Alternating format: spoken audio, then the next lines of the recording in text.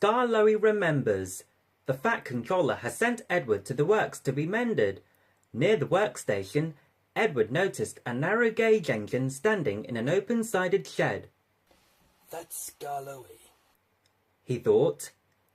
What's he doing there? He remembered Skarloey and his brother Rheneas because in the old days he had often brought passengers who wanted to travel up to the lake in their little train.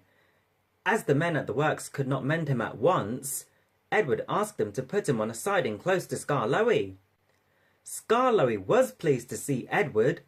"The owner has just bought 2 more engines," he said. "He told me I was a very old engine and deserved a rest. He gave me this shed so that I could see everything and not be lonely. But I am lonely all the same," he continued sadly. "I miss Rheneas very much.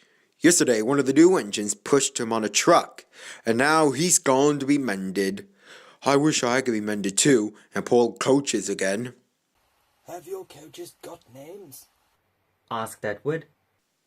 "Oh yes, there's Agnes, Ruth, Gemma, Lucy, and Beatrice. Agnes is proud. She has cushions for first-class passengers. She pities Ruth, Gemma, and Lucy, who are third-class with bare boards, but they all four sniff at Beatrice.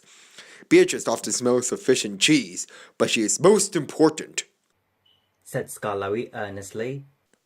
"She has a little window through which the guard sells tickets. I sometimes leave the others behind, but I always take Beatrice. You must have tickets and a guard, you know." Of course, said Edward gravely. "Rheneas and I used to take turns at pulling the trains," continued Skarloey.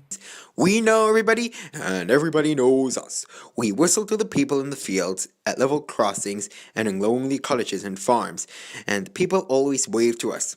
We love passing the school playgrounds at break time, for then the children will always run over to the fence to watch us go by. The passengers always wave because they think the children are waving to them, but we engines know better, of course," said Skarloey importantly. yes, we do indeed, agreed Edward. "We take your tourists to the lake and then get ready to pull the train back. We enjoy the morning journey home because then our friends from the villages come down to do their shopping. We whistle before every station. Peep, peep, look out! And the people are there ready. 'Where's Mrs. Last?' asks the guard. 'She's coming. Peep, peep!' We whistle, and Mrs. Last comes running onto the platform. 'We'll leave you behind one of these days, missus,' laughs our driver, but we know he never will.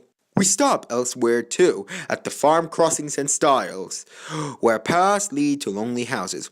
Rheneas and I know all the places very well indeed, and our driver used to say that we would stop even if he didn't put on the brakes. Sometimes on market day, Ruth, Gemma, and Lucy were so full of people that the guard would allow third-class passengers to travel in Agnes. She didn't like that at all and would rumble. 'First-class coach, third-class people.' That made me cross. 'Shut up,' I'd say, 'or I'll bump you.' That soon stopped her rudeness to my friends." Just then, some workmen came. We're going to mend you now, Edward, they said. "Come along." Goodbye, Skarloey. Thank you for telling me about your railway. It's a lovely little line. It is, it is. Thank you for talking to me, Edward. You've cheered me up. Goodbye." Skarloey watched Edward being taken back to the works. Then, shutting his eyes, he dozed in the warm afternoon sun. He smiled as he dozed, for he was dreaming, as old engines will, of happy days in the past.